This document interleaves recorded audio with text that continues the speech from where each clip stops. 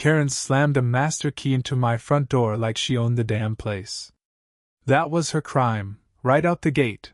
No build-up, no warning, just a middle-aged HOA Napoleon trying to break into my home at 6:41 a.m. while humming like she was rewiring America. "Why won't this open?" she hissed, wiggling the key like the door owed her rent. I stood there barefoot, half awake, coffee steaming in my hand, trying to decide if this was real life or a fever dream featuring the most aggressive soccer mom villain the suburbs ever manufactured. My hand was literally on the doorknob, while she was trying to unlock it from the outside. You ever watch someone attempt a felony while narrating it like a public service announcement? Because that's what I woke up to. The HOA granted me full access rights. She barked, still jamming the key. Your failure to comply with master key protocol is suspicious and dangerous. Suspicious, because my key didn't match her key. That was the moment I realized. This wasn't a misunderstanding. This was a takeover. And I was the obstacle she needed to crush to establish neighborhood dictatorship. Before I could even ask what drugs she free samples at sunrise, Karen did the Karen-esque thing possible. She called 911. Not to report her own attempted break and enter. Not to explain why she was conducting door inspections like she was searching for Voldemort. No. She reported me. "Hello, yes," she said loudly, finger aimed at my face like a courtroom laser pointer. "Homeowner is refusing emergency HOA access. Possible threat. Possibly armed. Possibly uncooperative."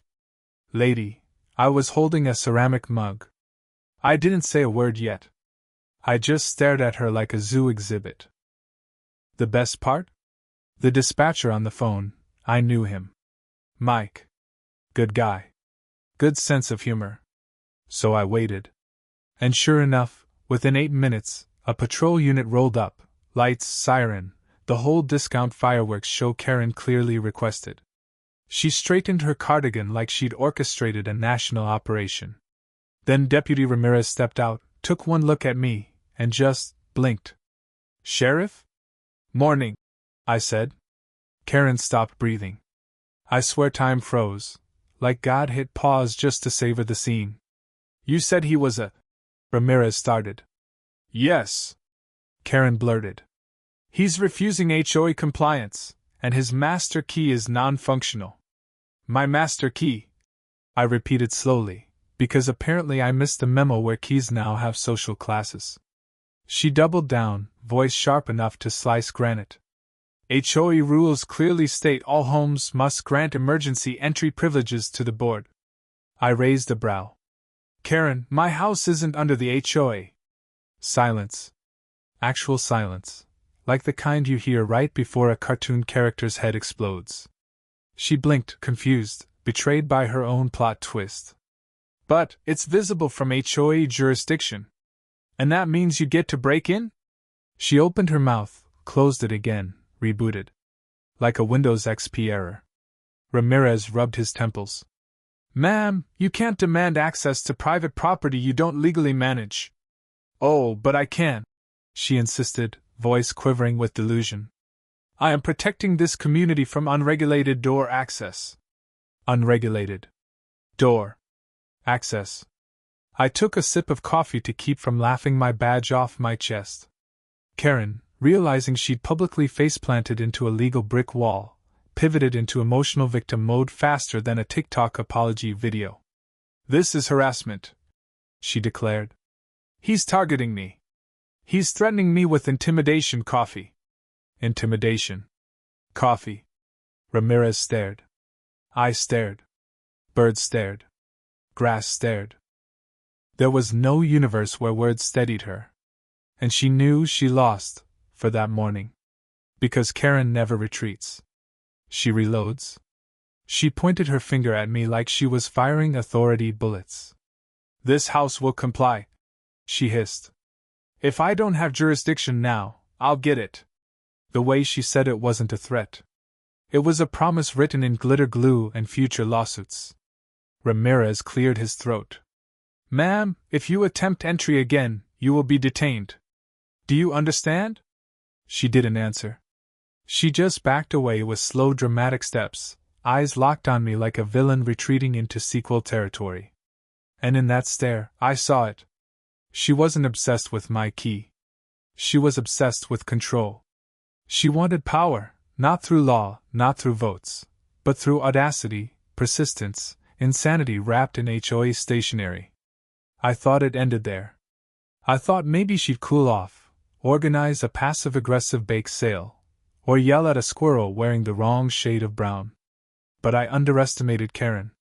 Because the next morning, my world changed. I stepped outside and froze mid-breath.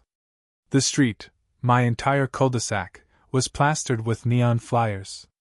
Every mailbox. Every tree. Every trash can. Emergency HOA action against non-compliant property. Increasing threat level. House number 17. Owner refuses key regulation. Community safety at risk. She didn't break into my house.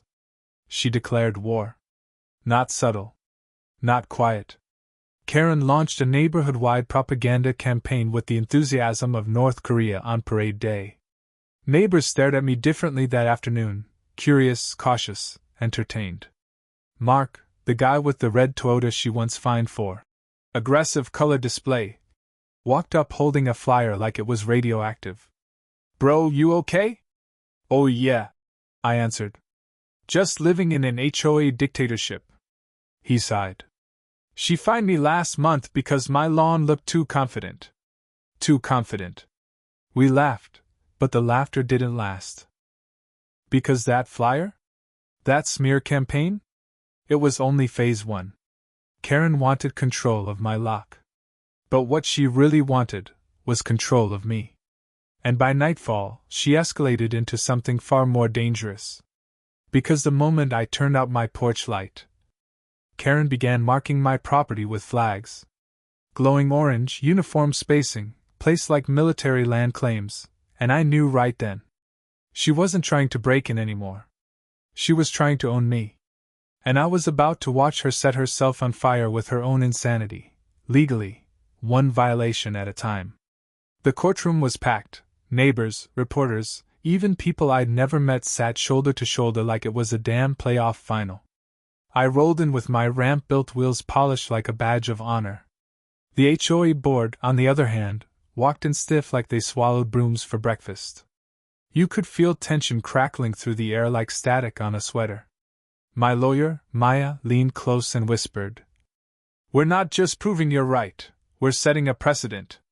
That line hit harder than the fines they slapped me with. The HOA's attorney stood first, voice cold enough to frost glass. He claimed property values, aesthetic disruption, community standards. Every sentence filled with fake concern.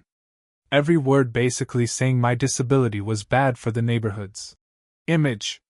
People murmured, some shocked, some agreeing. Ugly truth exposed itself. They didn't want me to be seen. Then came our turn. Maya didn't walk, she marched. She laid down photos of me struggling to enter my own home without the ramp. Security footage of me crawling inch by inch up the porch like a wounded animal. You could feel the room sink. Even the judge shifted uncomfortably. Then she dropped the hammer. ADA law. Federal protections. Disability rights. And the cherry on top? Recorded HOA emails where board members openly mocked the ramp, calling it an eyesore and welfare architecture. The courtroom gasped like oxygen got sucked out of it. The HOA president went pale. Their lawyer tried objecting, but it was already too late. My story hit deeper than any legal technicality could. When I was finally asked to speak, my voice cracked, but it was steady. All I wanted was to enter my own home with dignity. I'm not asking for special treatment. I'm asking for basic humanity. You could hear a pin drop. The judge leaned forward, glasses low on his nose, and said with sharp weight, "This isn't a violation of aesthetic rules. This is a violation of human rights." The HOA's confidence shattered right there. And they knew it. The war wasn't over yet. Penalties, restitution, public apology. Oh, they were about to pay a lot more than the cost of a ramp. The verdict dropped like thunder. The judge ruled in my favor on every count. HOA discrimination, ADA violation, emotional and physical hardship, illegal fines. It was like watching a dam burst, years of arrogance drowning the people who built it. The gavel hit. Boom. The room erupted. Reporters swarmed like hornets, cameras flashing in bursts. I sat there frozen, taking in the moment. The same ramp they tried to kill had just become the reason they were collapsing. I looked over at the board members, all that confidence gone, washed off like chalk in rain. Their faces said it all. They never expected me to win. But the judge wasn't done. Not even close. He ordered full removal of all fines. A public written apology. Plus $250,000 in damages and mandatory accessibility upgrades for every disabled resident in the community, present or future. It was more than justice. It was correction. It was evolution. The HOA president tried speaking outside the courthouse, but reporters shredded him with questions. His voice cracked, excuses weak like soggy paper. Neighbors who once stayed silent now spoke with fire. Some cheered me. Others apologized. Few hung their heads in guilt. Word spread fast. Homeowners showed up to the next HOA meeting furious, demanding resignations. Within a week, the entire board stepped down. Their control evaporated like steam off pavement. And just like that, the people who once fined me for needing help were forced to watch as my ramp became the new neighborhood standard. The community installed railings, slopes, accessible playground modifications. What they tried to destroy became the blueprint for change. Weeks later, I sat outside, on that same ramp, breeze warm, wheels steady under me. My neighbor, Mrs. Diaz, gently tapped my shoulder. "You didn't just win a case," she smiled. "You opened a door for everyone who couldn't." I looked at the boards replaced, the signs updated, the new ramps being built down the block like a chain reaction of progress. For the first time in months, I felt powerful. Not because I beat them, but because I stood, well, rolled through hell and came out with my dignity intact. The HOA tried to take away my access. Instead, I took away their throne. Months rolled by, and life shifted in a way I never expected. The lawsuit didn't just end with the HOA, it sparked something bigger. Local news channels ran features about accessibility neglect, disability discrimination, and the power of standing up even when sitting down. I became the guy they called when someone else was being pushed around. I wasn't a hero. I wasn't a celebrity. I was simply living proof that one fight can rewrite the rulebook. A journalist reached out one evening, voice calm but firm. "We want to do a full documentary. Not just about the lawsuit, about what comes after." I wasn't sure at first. I'd fought for myself, not for attention. But something in me refused to stay quiet. If sharing my story prevented even one more disabled person from crawling upstairs just to enter their own damn home, then every courtroom hour was worth it. The crew filmed everything, my daily routines, the ramp, old security footage, neighbors giving their raw takes. Maya, my lawyer, sat for an interview too, calling the case a milestone victory in residential accessibility reform. Hearing it framed like history made my chest tighten in disbelief. Then came the moment that hit deepest. A father from a nearby city visited me, his daughter, 8 years old, bright eyes and tiny wheelchair. He stood on my porch awkwardly, voice trembling. "She watched your interview," he said, wiping his eyes. "She said if you could fight them, maybe she can go to school without being carried up the steps." That was it. That was everything. The ramp wasn't wood and screws. It was a door. A statement. A rebellion with handrails. Soon, neighborhoods across the district revised their bylaws. Accessibility grants popped up. Politicians quoted my case in town halls. Even the state senator called, praising the ruling as a model for inclusive policy nationwide. The HOA, now rebuilt under new leadership, invited me to speak during their first accessibility outreach meeting. Walking, rolling, into the same hall where they once handed me fines felt surreal. The room was silent, respectful. No smug faces. No cold stares. Just people willing to listen. I went forward, breathing steady. This ramp wasn't built for aesthetics, I told them. It was built so I could live. And no one should ever be fined for needing to live. Applause hit like a wave. Not polite, powerful. When I left the hall that night, sunset glazing the street gold, I realized something I never would have believed at the start of all this. The HOA didn't just lose a battle. They became the foundation of change. And sometimes, the things built to keep us out become the things that let others in. My ramp still stands outside my house today, smooth, strong, unbroken.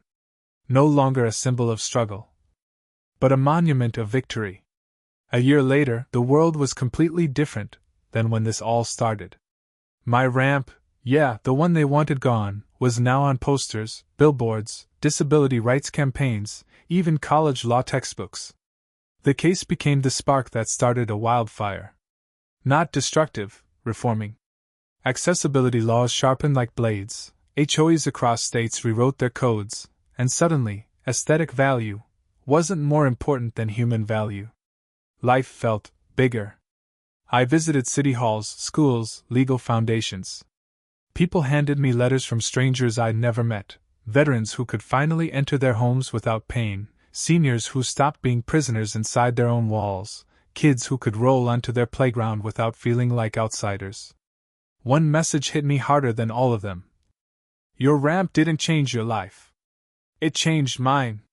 That line alone could have carried this entire story. But fate wasn't done twisting the knife back into justice.